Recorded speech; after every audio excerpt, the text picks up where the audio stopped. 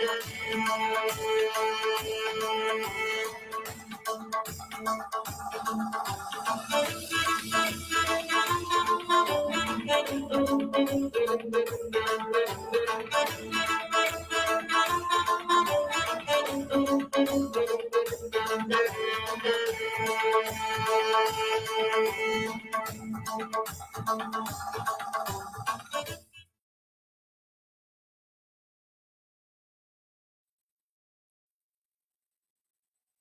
evening, ladies and gentlemen. Jai Hind.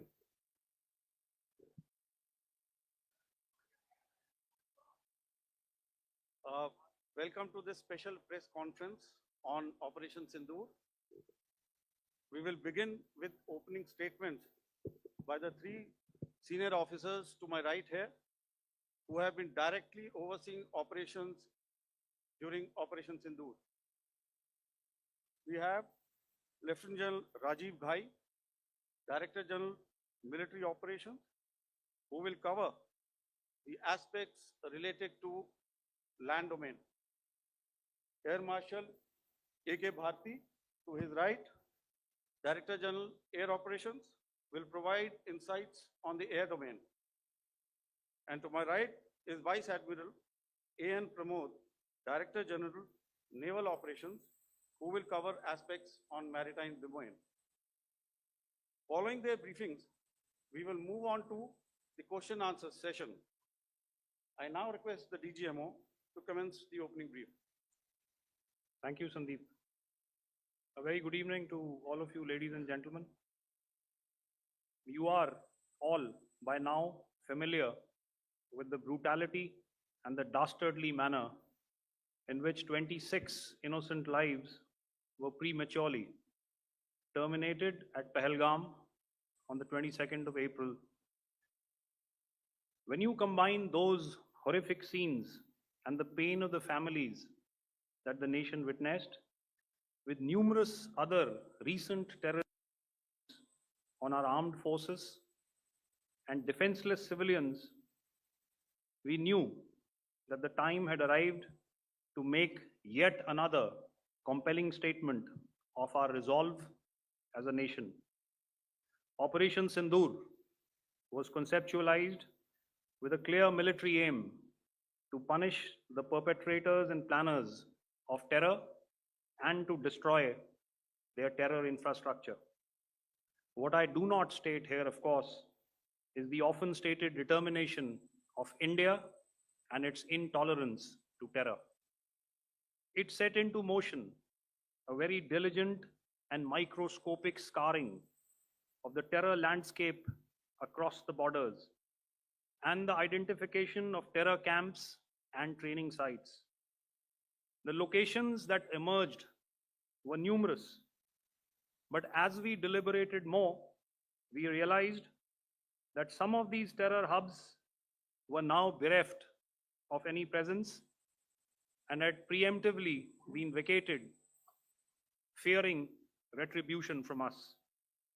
There was also a term of reference and our own binding, self-imposed restriction to target only terrorists and thus prevent collateral damage. There were 9 camps that you are now all familiar with, which were confirmed by our various intelligence agencies to be inhabited. Some of these were in POJK, while there were others that were located in the Punjab province in Pakistan. Nefarious places such as Muridke, the hub center of the Lashkar-e-Taiba, has over the years bred infamous characters such as Ajmal Kasab and the likes of David Headley. What followed was a careful scrutiny of each of these sinister locations, their layout, configuration, even the type of construction in each structure, and the terrain obtained around these. This was with an obvious intent to deduce and identify the exact vector that was required for their neutralization, as also the eyes in the sky that we would send up to ensure that we brought back evidence that we had indeed targeted what we set out to. The precise images of these engagements on that fateful and historical night have already been showcased during the first press statement on the 7th of May that was helmed by our Foreign Secretary. I have no doubt in my mind that we achieved total surprise, and those strikes across those 9 terror hubs left more than 100 terrorists killed, including high-value targets such as Yusuf Azhar, Abdul Malik Rauf, and Mudassir Ahmed that were involved in the hijack of IC-814 and the Pulwama blast. The line of control was also violated soon after by Pakistan, and the erratic and rattled response of our enemy was apparent from the number of civilians, inhabited villages, and religious sites such as Gurudwaras that were unfortunately hit by them, leading to a sad loss of lives. The Indian Air Force played a major part in these strikes by engaging some of these camps, and the Indian Navy provided wherewithal in terms of precision munitions. The Indian Air Force obviously had their assets up in the sky, and I will here request Air Marshal Bharti, the Director General of Air Operations, to detail for you the methodology that the men in blue adopted to successfully manifest this mission. Thank you, Rajiv. A very good evening, ladies and gentlemen. It indeed is a difficult time that we have to come here like this and brief you. We could have done without this, but we had no choice. As the DGMO has detailed, the event was precipitated by the dastardly act at Pahalgaon. The sequence of events have already been detailed. We carefully selected the targets, and out of the 9 selected targets, the target systems that were given to the Indian Air Force were the notorious training camps at Bhavalpur and Muridke, these being further from the international boundary. Through critical target system analysis, we analyzed what was to be done to annihilate these targets and plan to engage these targets with precision air-to-surface guided munitions so as to avoid collateral damage. The modalities of planning process I will not go through at this instant. However, what I would like to show you is the results that we achieved through our targeted airstrikes. Could I have the second slide, please?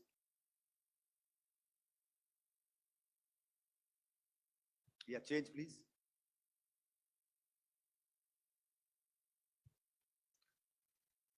Okay.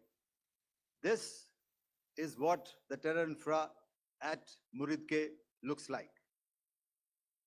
If you see, north is as indicated, and to the right is east, where the international boundary lies. Could we have the next slide, please?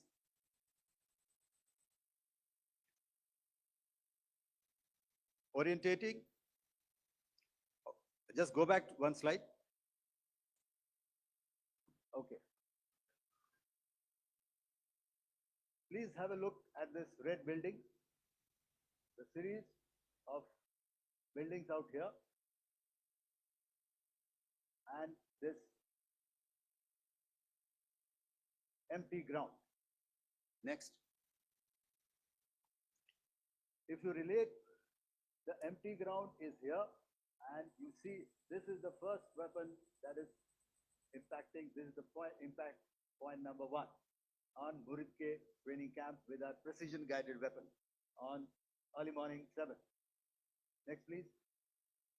Keep your eyes glued for the second weapon coming in and the second impact on the selected target point. Next slide, please.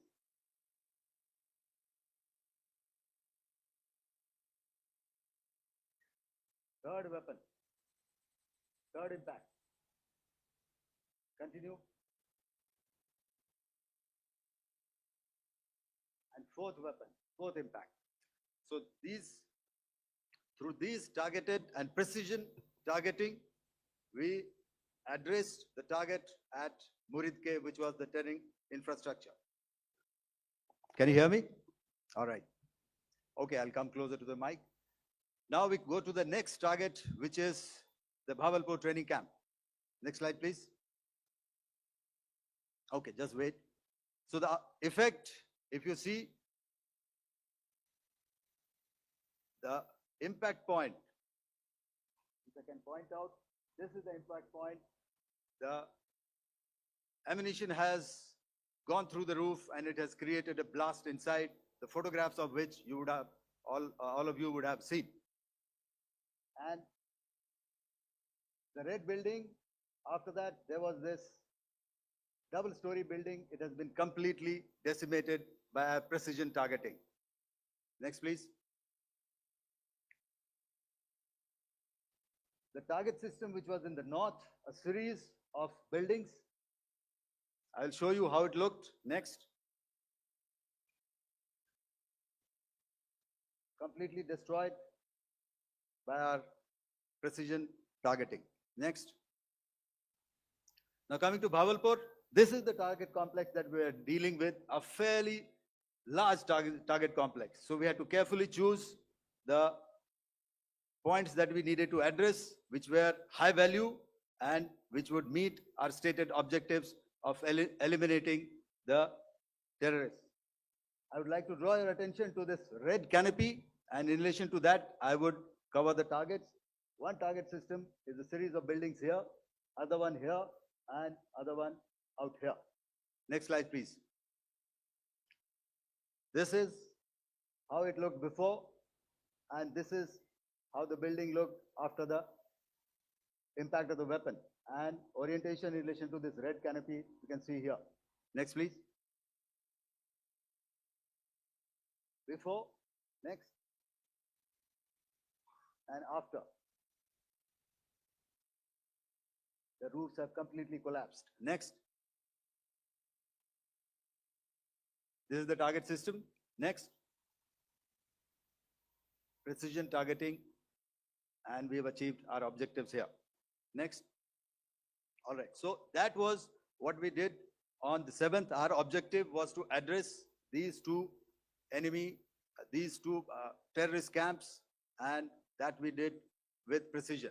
And thereafter, we maintained a robust air defense posture, because remember, our objective was to target the terrorist and terrorist infrastructure, not any other infrastructure, not the Pakistani military, not the Pakistani any other infrastructure. So that is what we have maintained on the 7th of May.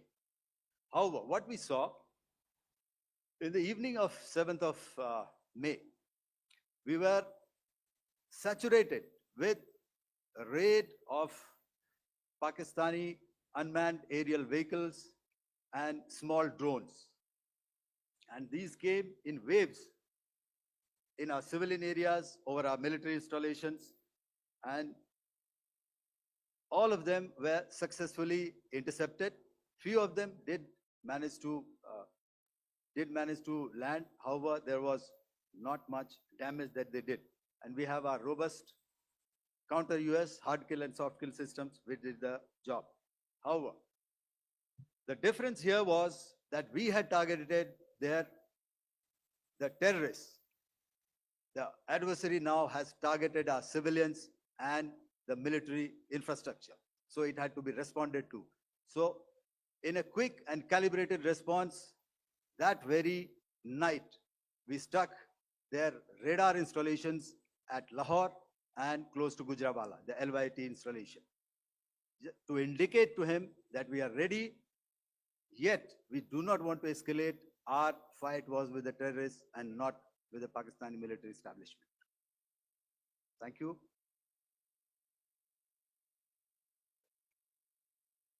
Thank you, Air Marshal Bharti. So, ladies and gentlemen, he's outlined operations not only on the night of 6th and 7th of May, when Operation Sindoor commenced, but also on the subsequent night. Being well aware and familiar with the congenital and impulsive nature of our adversary, and even though we did attempt to reach out and communicate our compulsions to strike at the heart of terror to my counterpart in the immediate wake of Operation Sindoor, the request was brusquely turned down, with an intimation that a severe response was inevitable and in the offing. We were, of course, prepared. Operations on the 7th and the 8th, Air Marshal Bharti spoken about. On the night of 8th and 9th of May, they flew drones and aircrafts into our airspace all across the borders and made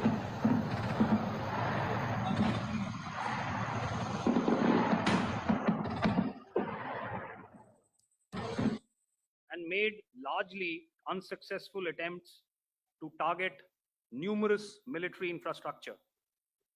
Violations on the line of control by Pakistan also commenced yet again and precipitated into fierce arty engagements.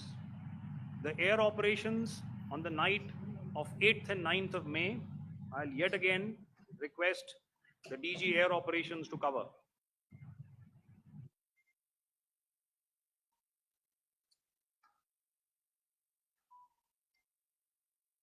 So I just covered what happened on the night of 7th and 8th.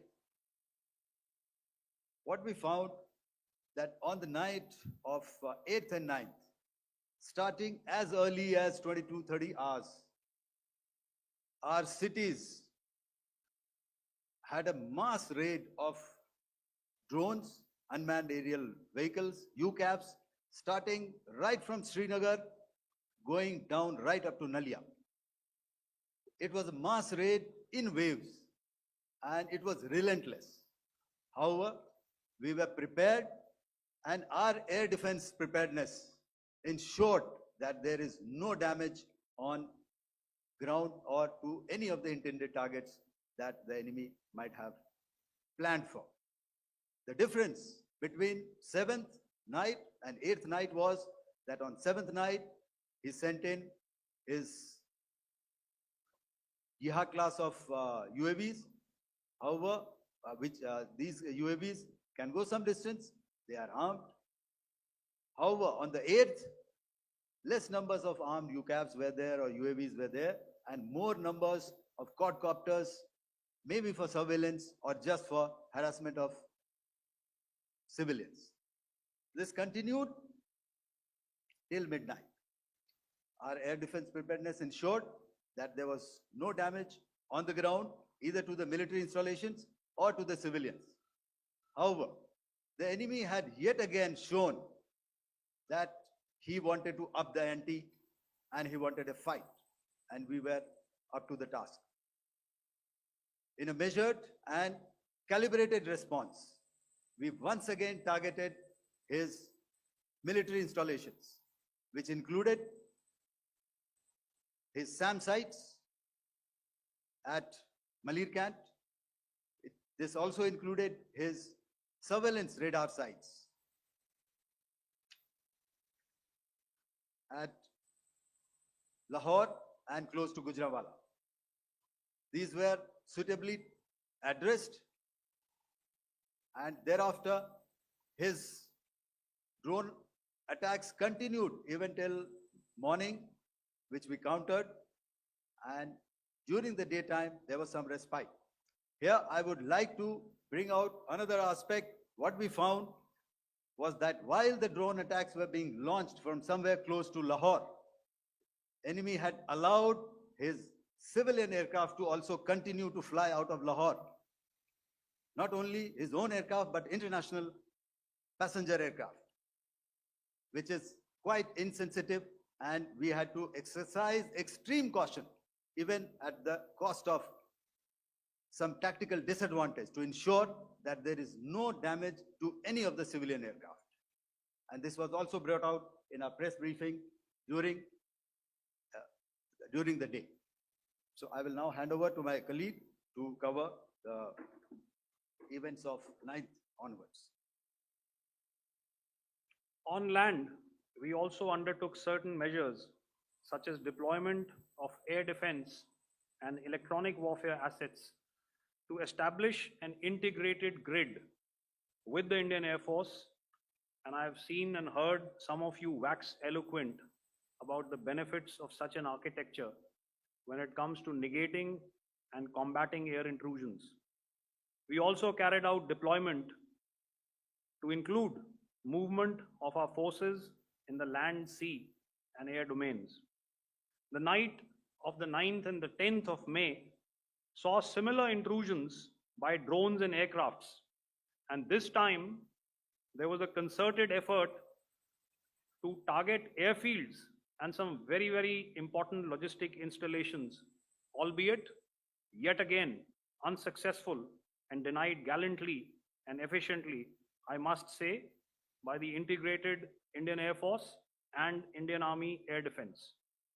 We further strengthened our deployment and also initiated some pressure points to send a very clear and unambiguous message to the other side to desist from any misadventures on land. Some of the airfields and dumps saw repeated attacks in waves from the air. All were thwarted. The Pakistan Army has reported to have lost approximately 35 to 40 personnel in artillery and small arms firing on the line of control between the 7th and the 10th of May. What the other side had probably also not reckoned with was the speedy and precise turnaround and hit back by the Indian Air Force. And I will yet again ask Air Marshal Bharti to speak about these significant and game-changing strikes.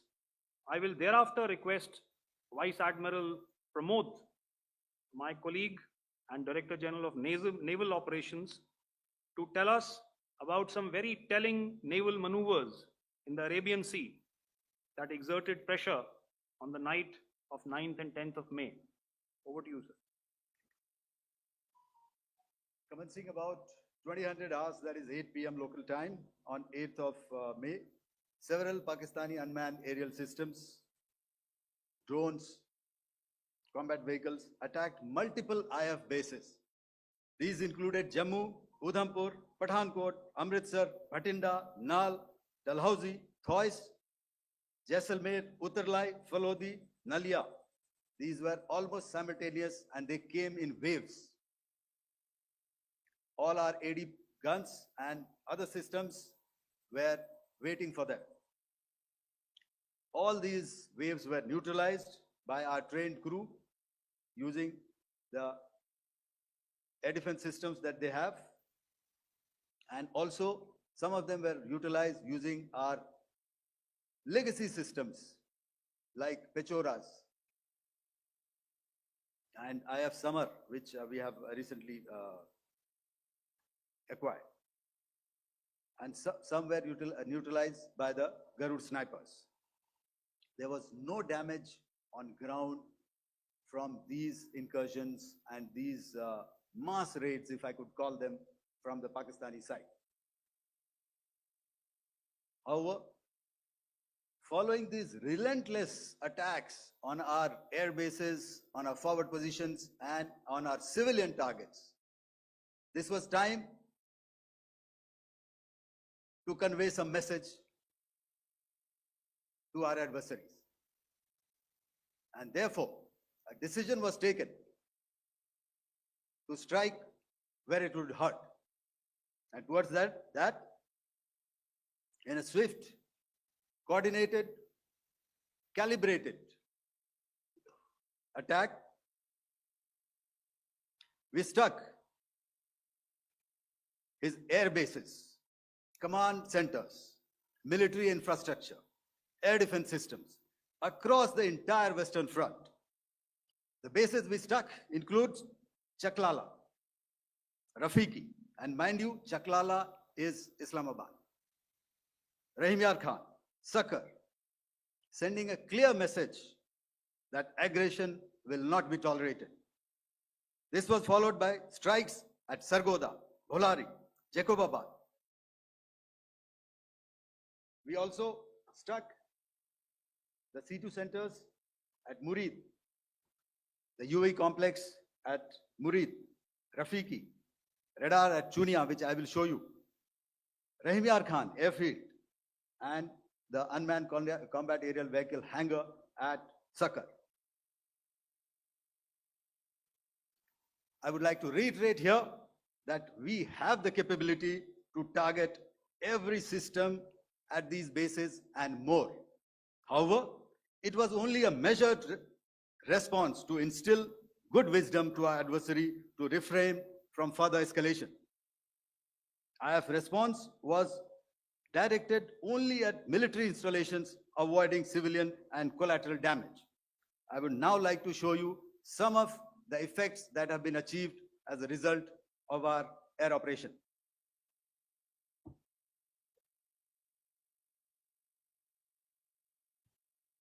Here is the Pasroor air defense system. If you could see, zoomed up view.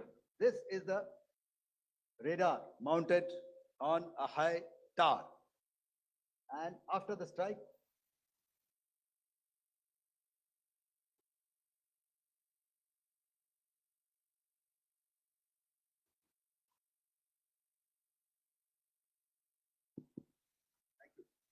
can you hear me? Yeah, thank you. And after the strike, this is what has happened. This radar has been taken out, completely burnt. Next slide, please. The Chunia air defense radar, which was taken out on 7th and 8th. This is the radar site. A blown up photograph, once again, on a tower. Not very clear, but what you see very clearly is the after effect after we have struck. The radar head has been completely decapitated. Next slide, please. Arifwala air defense radar. In this complex, you see how it looked before, blown up image, and after really blown up. Next. Now coming to Sargoda airfield. Remember, this is one of their important airfields wherein they have a lot of assets, F-16s, other assets which they keep getting, training institutes.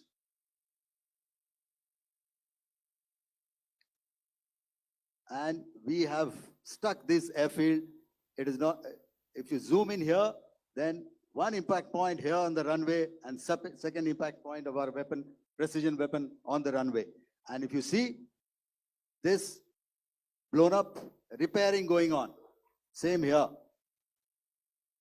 Next. Rahim Yar Khan. This is the area we have struck. A deep strike out here and one complex here. So this is how it looked before, and same, you see a big crater, another crater here, and this complex after strike neutralized. Next. Chaklala airfield, Noor Khan, once again a major air base, a lot of their logistic assets out here. This was the chosen complex that we intended to strike and convey a message. Next slide, please. This is how it looked before, and this is how it looked after our strike. Next. Sakar.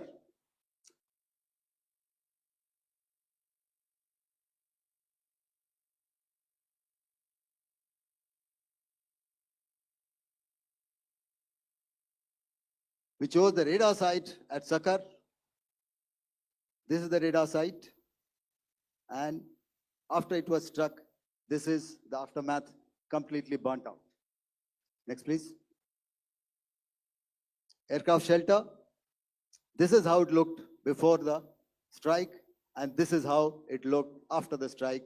The roof of the buildings completely caved in and burnt. Next. Bolari Airfield, aircraft hangar. This is how it looked before, and this is how it looked after the precision strike. Next. Jacobabad, aircraft hangar, and this is how it looked after. Next. So what I'm trying to convey here, ladies and gentlemen, is to start with, our fight was neither with the Pakistani military nor with anybody else who's there on the other side. Our fight was with the terrorists. We neutralized the terrorists that we selected to be neutralized, and thereafter, we only maintained the air defense posture. However, we were relentlessly pounded by waves after waves, night after night, by his UCAVs, by his drones, and by his other unmanned aerial systems. And that left us with no choice but to retaliate, and yet our retaliation was calibrated, it was graduated, and it was proportionate. Thank you.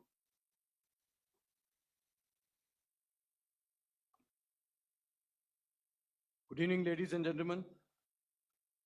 In the aftermath of the cowardly attacks on innocent tourists at Pahalgam in Jammu and Kashmir by Pakistani-sponsored terrorists on 22nd April, the Indian Navy's Carrier Battle Group, surface forces, submarines, and aviation assets were immediately deployed at sea with full combat readiness in concert with the Joint Operation Plan of the Indian Defence Forces. You may be aware that we tested and refined tactics and procedures at sea during multiple weapon firings in the Arabian Sea within 96 hours of the terrorist attack.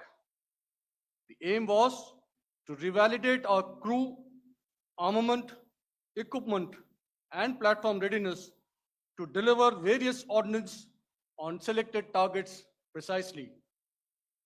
Thereafter, our forces remained forward deployed in the Northern Arabian Sea in a dissuasive and deterrent posture with full readiness and capacity to strike select targets at sea and on land, including Karachi at time of our choosing. The forward deployment of the Indian Navy compelled Pakistani naval and air units to be in a defensive posture, mostly inside harbors or very close to the coast, which we monitored continuously. The Indian Navy maintained seamless maritime domain awareness throughout the duration and was entirely aware of the location and movement of Pakistani units. In effect, we had and continue to have good battle space transparency using our maritime domain awareness grid.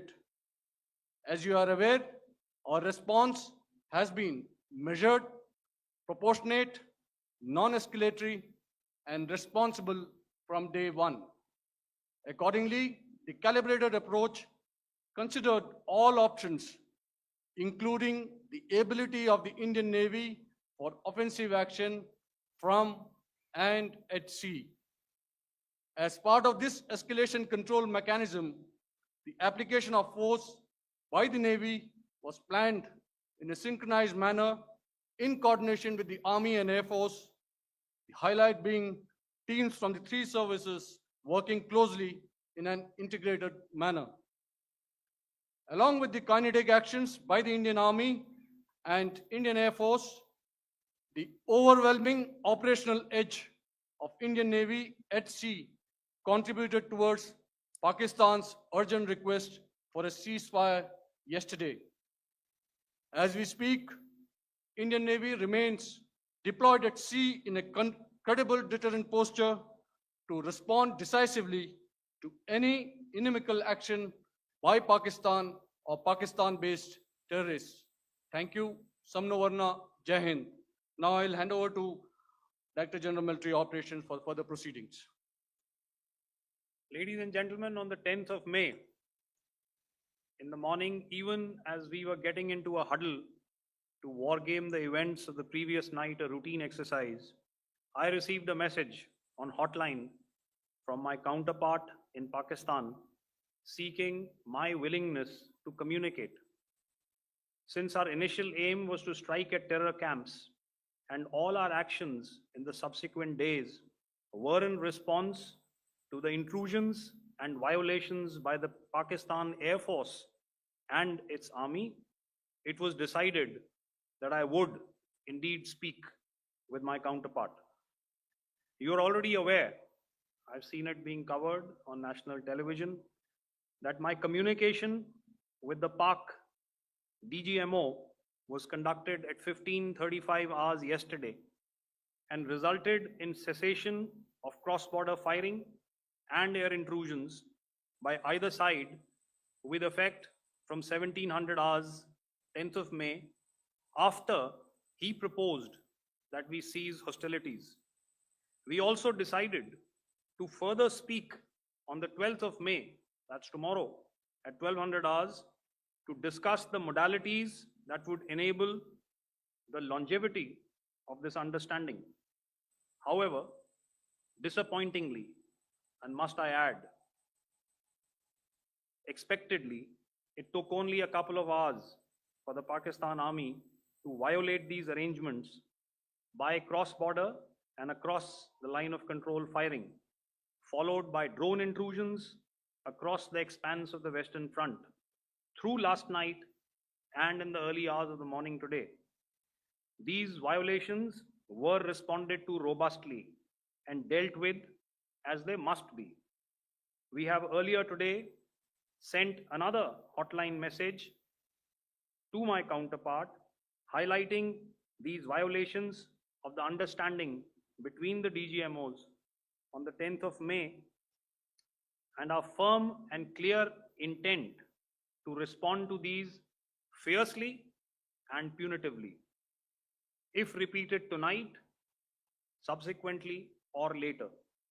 In this regard, I must inform all of you that the Chief of Army Staff has earlier today conducted a security review and has granted full authority to our Army commanders for counter-actions in the kinetic domain in case of any violation by Pakistan.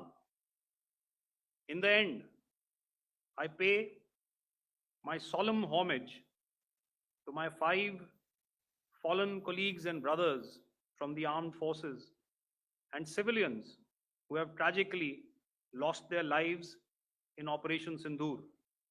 Our hearts go out to the bereaved families, and we express our solidarity to them in this lifetime and beyond, at this grave juncture in their lives. Their sacrifices shall always be remembered and spoken of in glowing terms by a grateful nation. We have thus far, ladies and gentlemen, exercised, and my colleague Pramod highlighted this, immense restraint, and our actions have been focused, measured, and non-escalatory. However, any threat to the sovereignty, territorial integrity, and safety of our citizens will be met with decisive force. Jai Hind. Okay, ladies and gentlemen, we are now open for questions. All right, now since I would not know all of you, I would expect you to please raise the placard or your hand, and once I indicate, I expect you to please give out your name and the media group that you belong to. Keep your questions short so that we can take as many questions as possible. Also, ladies and gentlemen, kindly bear in mind that confidential aspects may not be answered by the 3 DGMOs. Right. I've got a lot of hands here. Let me start from the left. Left foot always in front when we start marching. So here we have to the left, okay. Yeah, 238.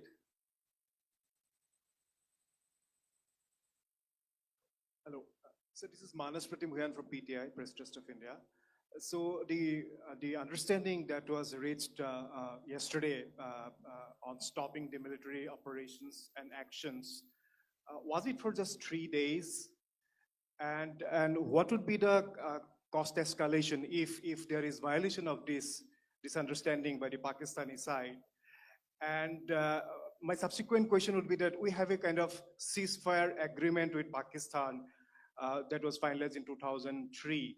So will there be some kind of similarities in frameworks between the two kind of understandings, 2003 ceasefire agreement and the current understanding on stopping military operations? And again, what are the cost that will be incurring on Pakistan if Pakistan again resorts to this kind of terrorist activities, because we have made it very clear that the cost will be very high. So I would like to have your thoughts on it. Okay, so I'll answer the latter part of the question first. I also want to add that while the initial ceasefire agreement, as you correctly pointed out, is of the 2003 vintage, but I must remind you that in 2021, in the month of February, and this was then when the crisis in Eastern Ladakh was also on, the two DGMOs had spoken and arrived at a ceasefire understanding that lasted right up until this unfortunate attack at Pahalgam. Once our Foreign Secretary had announced the decisions of the CCS in the immediate wake of that attack, he had announced certain measures. And then, of course, Pakistan had in turn made its own announcements. Since then, there have been certain violations of this ceasefire understanding. And of course, after the 7th of May, like I pointed out during my statement, that there have been numerous violations on the line of control especially, and of course, along the international boundary by the Pakistan Army and the Pakistan Air Force. This understanding that we spoke about yesterday, no, it was not for 3 days. It was first to stop aggressive and hostile activities immediately, let that order and direction settle down for about 36 hours, and thereafter discuss modalities, like I said, to ensure its longevity. That is tomorrow on the 12th of May. But unfortunately, we had a violation starting at approximately 1900 hours last night.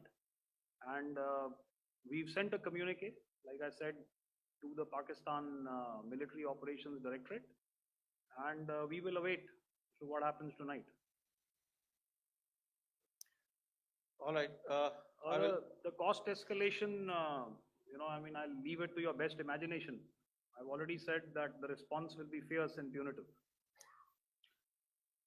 Now, the right foot forward. Yeah.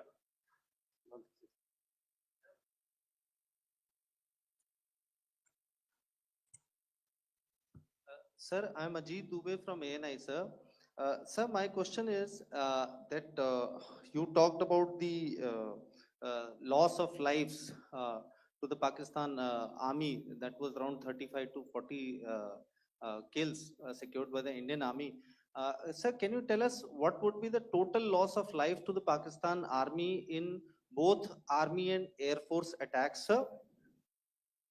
And how good was the performance of the BrahMos, Scalp and the S-400 during the operations?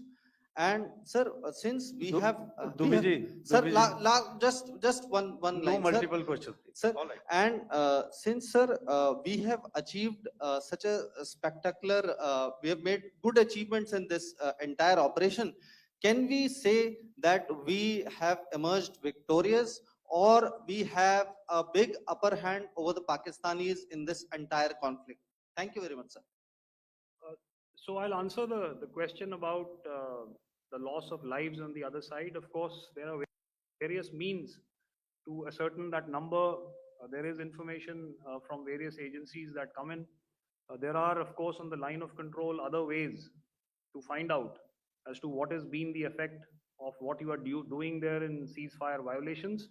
So therefore, I mentioned 35 to 40 on the line of control. And please remember that once Operation Sindoor was launched, the responses of the Pakistan Army were also on Indian Army or the Indian Armed Forces infrastructure. Let me put it that way.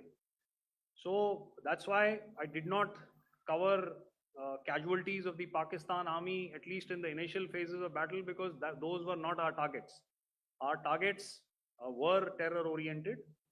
And of course, later, once they launched air intrusions and air operations on our infrastructure, we've used heavier weapons, and of course, there would have been casualties, but those are still being assessed.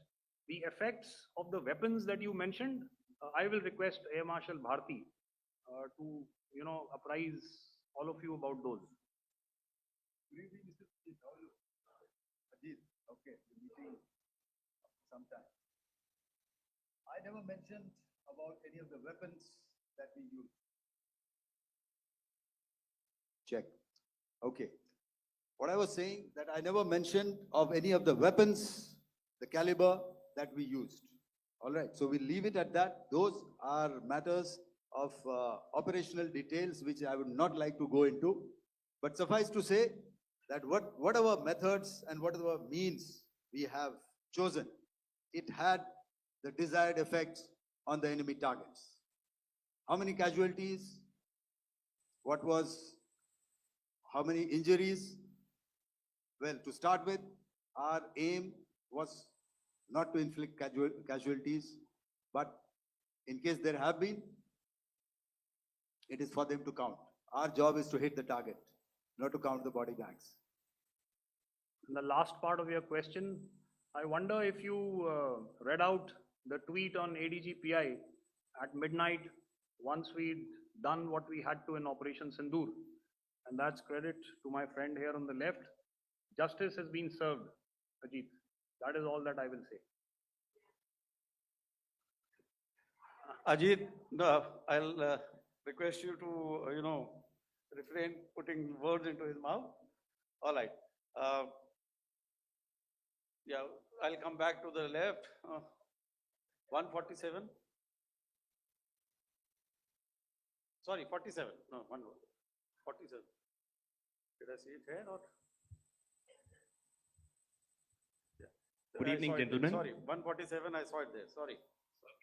Yeah, since I've already said, 147, start please. Hi, sir. Good evening. This is Shivam Patel from Reuters News Agency. Thank you for giving me the opportunity. My question, sir, is how many military targets did Indian Armed Forces strike in Pakistan in response to the attacks from Pakistan? How were these targets selected? And how many troop casualties have been there in total on both sides, if you give details? Thank you. I'm sorry, where are you? I haven't spotted his. He's to the right. Okay. Can you just repeat that for me, please? Sure, sir. So my name is Shivam Patel. I'm from Reuters News Agency. My question is, how many military targets in total did the Indian Armed Forces strike in Pakistan in response to the attack from Pakistan? How were these targets selected? And how many troop casualties have been there on both sides, if you can? So you're speaking of the targets that I mentioned in the wake of the attack at Pahalgam, right?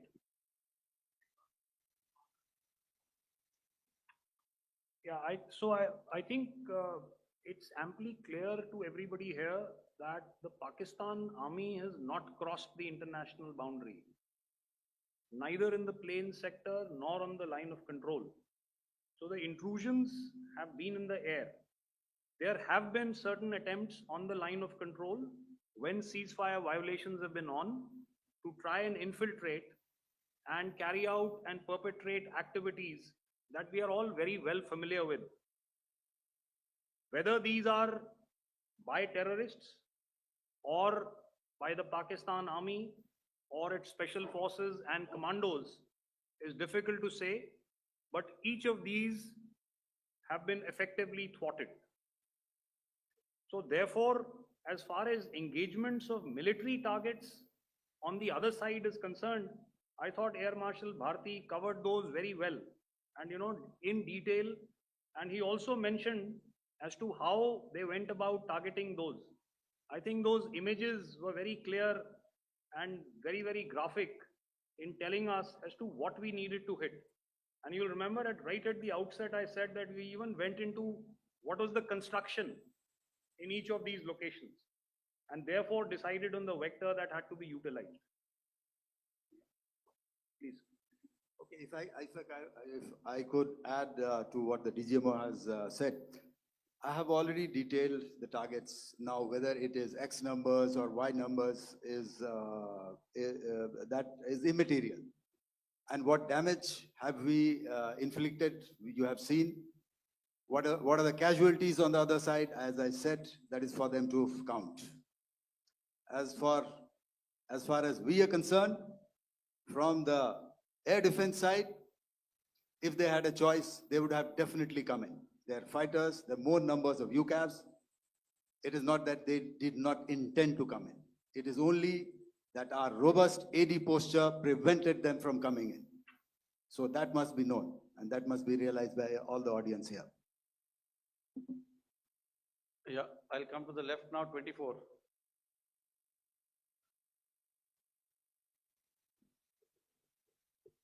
Good evening, sir. This is Anvesh Rath from Z. Sir, I wanted to know on the first briefing, which was done by FS and two representatives from Air Force and Army, you showed a list where there was 21 places in that list. You have stuck 9. Are more operations going to be held? Is Operation Sindoor still on? And the second question, thank you, sir. Thank you so much. And also, I want to congratulate all three of you for a fantastic operation that you guys have done. Thank you so much. Thank you so much for that one question. Yeah. Sir, the question. Unfortunately, Rath, is that your name? I'm sorry. As far as operational details are concerned, I am not in a position to share those right now. But I think I'll take a cue from Pramod. He said towards the end that the Indian Navy is still in a posture that is deterrent.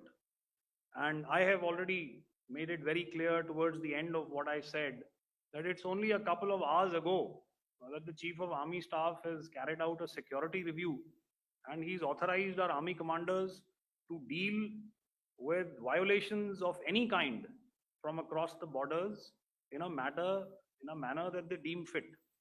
So again, to reiterate, the response will be fierce and it will be punitive.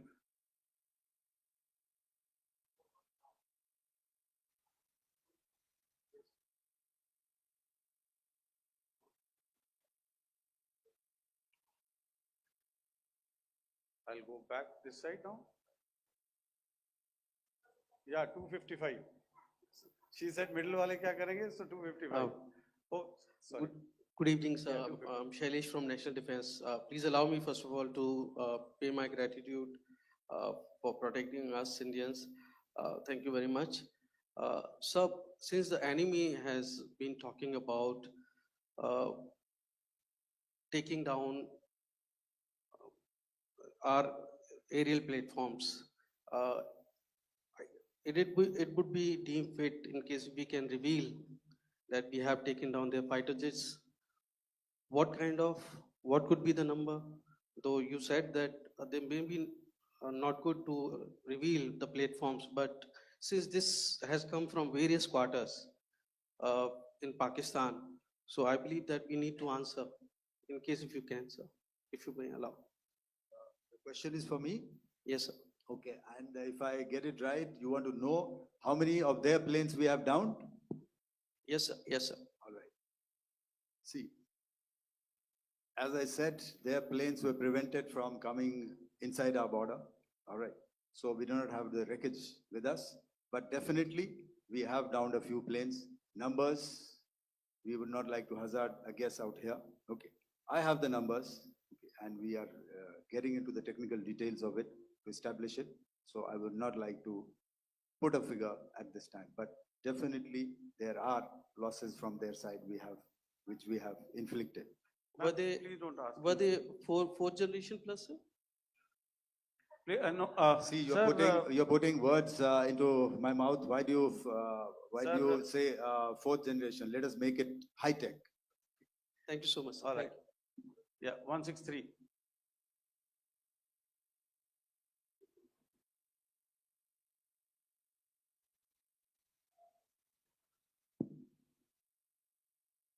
तो मैं मंजीत नेगी हूँ आज तक से। मेरा सवाल ये है कि इस पूरे ऑपरेशन में जो आतंकी ठिकानों को निशाना बनाया गया, क्या नंबर्स कुछ बता सकते हैं कितने आतंकी मारे गए? कुछ नाम सरकार मतलब कुछ नाम मीडिया में आए भी हैं जो बड़े उसके मास्टरमाइंड थे।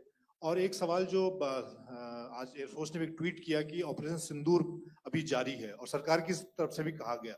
और पिछली बार जब विदेश मंत्रालय की प्रेस कॉन्फ्रेंस पहली हुई थी उसमें वो लिस्ट दिखाई गई थी कि 21 टेरर कैंप आइडेंटिफाई किए गए हैं। तो क्या जो बाकी बचे हुए टेरर कैंप उन पर भी कार्रवाई होगी? और एक नंबर अगर आप बता पाएं कितने टेररिस्ट मारे गए? Manjeet ji, 3 questions. The third one has just been asked here before. So 21, this thing. So I'll request the first two to be answered so that we have more number of people who can ask. Manjeet, जब मैंने statement दिया तो मैंने शुरू में ही कहा कि जैसे ही ऑपरेशन सिंदूर कॉन्सेप्चुअलाइज हुआ तो हमारा जो पीछे की कार्रवाई होती है स्पेड वर्क और टारगेट्स को आइडेंटिफाई और एनालाइज करने की कार्रवाई शुरू हो गई थी। मैंने जब स्टेटमेंट दिया तो मैंने बताया कि बहुत सारे थे, हमने 21 दिखाए होंगे और भी हैं, लेकिन वो लिस्ट फिल्टर करते करते 21 तक पहुंची। अब क्या आगे एंगेज किए जाएंगे?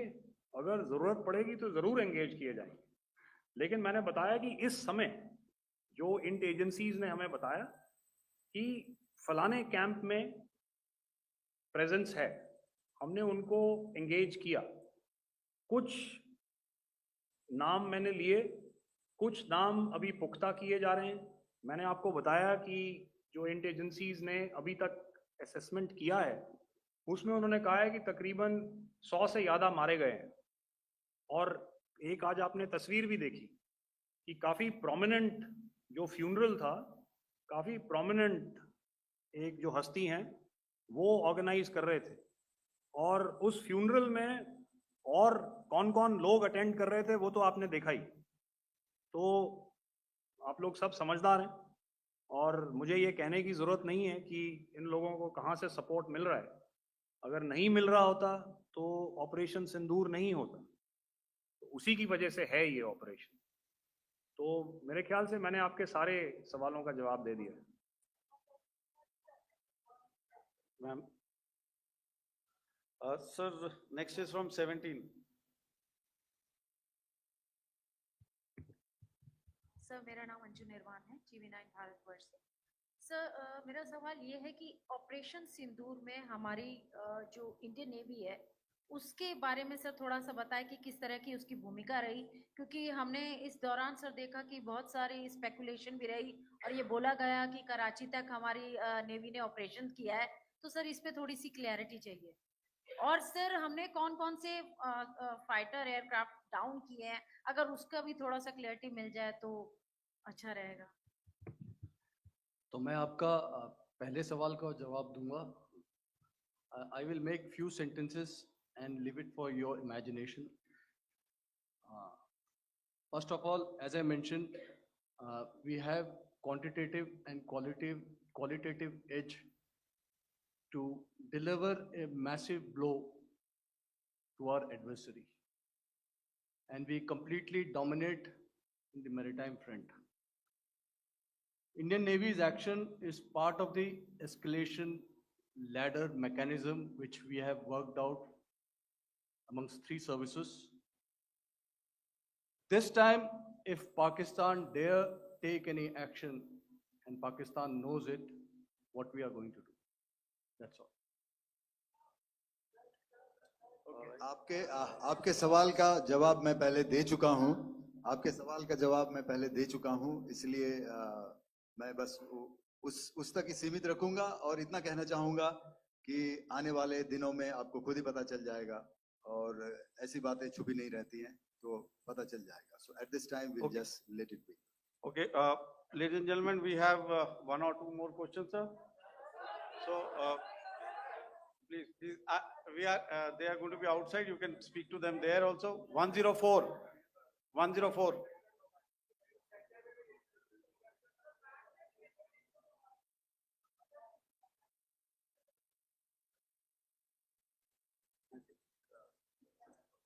Yeah, ask sir. Sir, Dinakar with the Hindu newspaper. Are you surprised that you got this question? No, sir. Just look.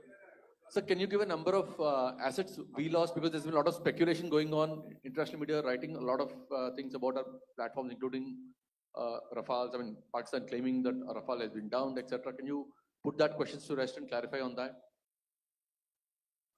I guess that question is for me. All right, I'm happy that you've asked this question. You know, we are in a combat scenario and losses are a part of combat. The question that you must ask us, okay, and indeed that we must ask us actually, you inclusive, is have we achieved our objectives? Have we achieved our objective of decimating that terrorist camp? And the answer is a thumping yes. And the results are for the whole world to see. As for the details, what could have been, how many numbers, which platform did we lose? You know, at this time, I would not like to comment on that because we are still in a combat situation. And if I comment on anything, it will only be advantage adversary. So we don't want to give him any advantage at this stage. All I can say is that we have achieved our objectives that we selected and all our pilots are back home. Thank you. Okay, hold, please don't, please be civil here. So we'll have 220 now. Hello sir, this is Anita Chaudhary sir from Swadesh newspaper.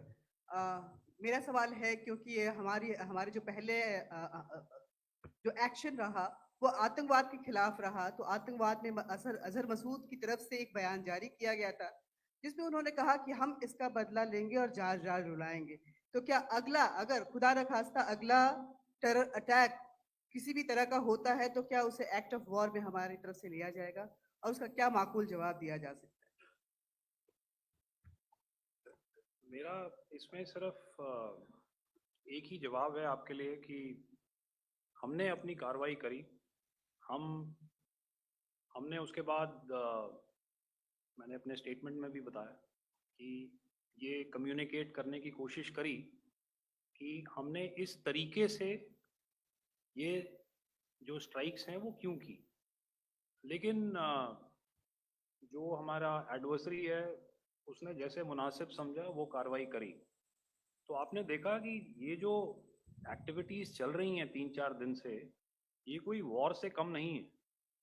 Normal circumstances में एक दूसरे देश की air forces हवा में नहीं उड़ती हैं और एक दूसरे के ऊपर स्ट्राइक्स नहीं करती हैं. हर रात इंट्रूजन्स नहीं होते हैं. लाइन ऑफ कंट्रोल पर सीज फायर वायोलेशंस, आपके एक साथी ने सवाल पूछा था शुरू में, एक सीज फायर अंडरस्टैंडिंग था, वो भी जा चुका है. उस सीज फायर अंडरस्टैंडिंग के जाते जो फायरिंग हो रही है लाइन ऑफ कंट्रोल में, उसमें घुसपैठ की कोशिश हो रही है. आमतौर पर ये घुसपैठ लाइन ऑफ कंट्रोल में टेररिस्ट करते हैं, लेकिन हमें इंफॉर्मेशन है कि हो सकता है ये पाकिस्तान आर्मी की टोलियां भी हों जो हमारे पोस्ट के ऊपर खामी पहुंचाने की कोशिश कर रही हैं. तो ये सारी एक्टिविटीज तो वॉर में शामिल हैं। तो ये कहना मुश्किल है कि आगे क्या होगा, वो स्पेक्यूलेटिव जोन में आ जाता है और मैं स्पेक्यूलेट नहीं करना चाहता। हर एक सिचुएशन अलग होती है और उससे एक तरीके से डील किया जाता है। मैं एक सवाल इसका मैं जवाब देना चाहता हूँ, एक मिनट। सो जो मिलिट्री होता है, our main job is to prevent war and maintain peace and stability. So it is not that our response is a graded response. That means अगर किसी ने किया तो उसको graded उसमें किया, जैसे terrorist action हुआ तो what we did is a terrorist action and then we destroyed all the terrorist camps. उसके बाद आपने देखा कि उनने थोड़ा सा कोशिश किया तो हमारे एयरफोर्स और आर्मी ने क्या किया, तो मिलिट्री टारगेट्स हैं उनके ऊपर थोड़ा। So our aim is to maintain peace and tell our adversary that you do this and the response will be bloody. Okay, now as per the, please, we'll have 166 and 25, and after that, no more, please. Sir, this side. Ladies Excuse and me, gentlemen, please Sir. maintain, Sir, I this side, request you to sir. please be quiet. Jal Ghai, No, this side, sir. we have only two Sir, questions left, 166. Yeah, please start. So I'm Rahul Singh from Hindustan Times, sir.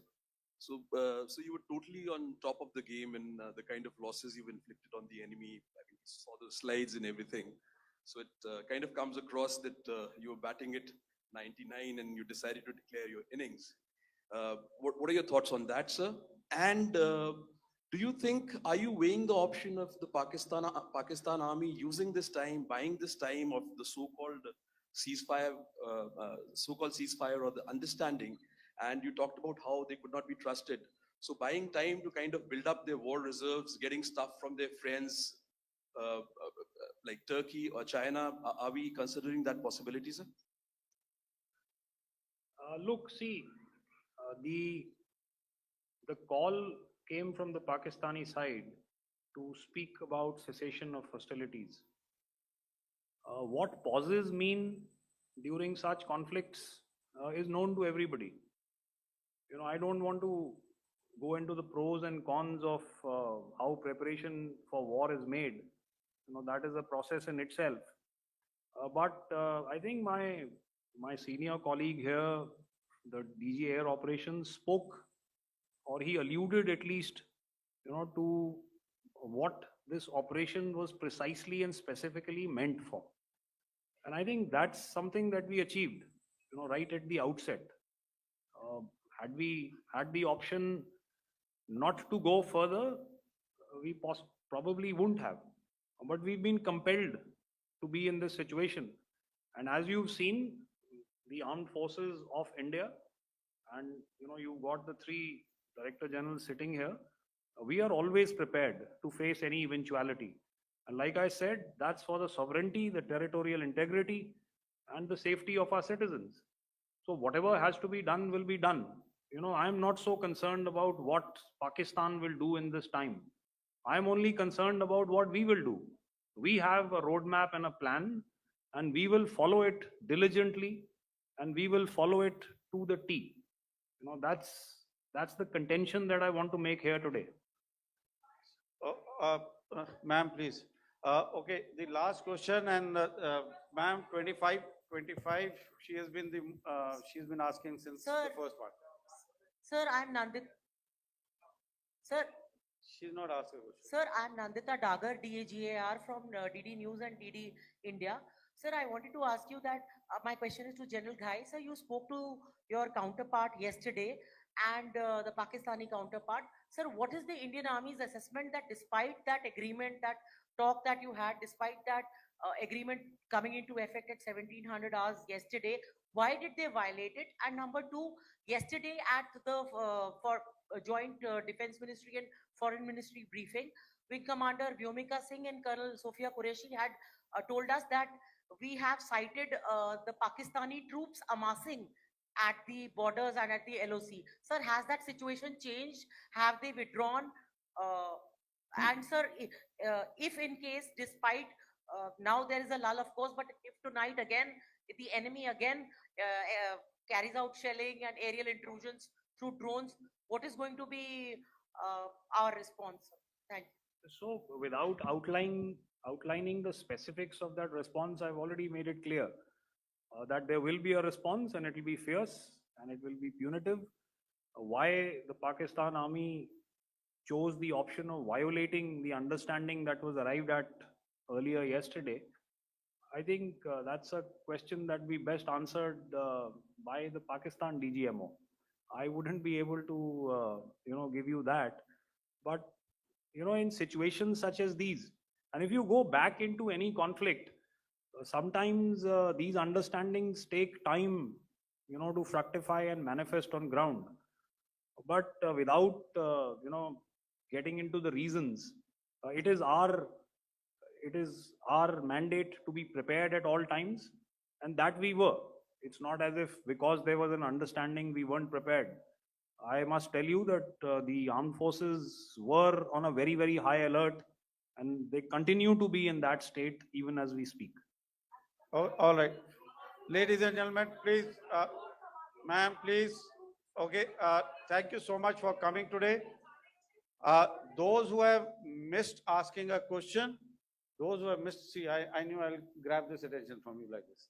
Those who have missed the opportunity to ask a question can give me a written one. I will definitely get back to you with that. And also, they are they are invited for a cup of tea in my office day after tomorrow.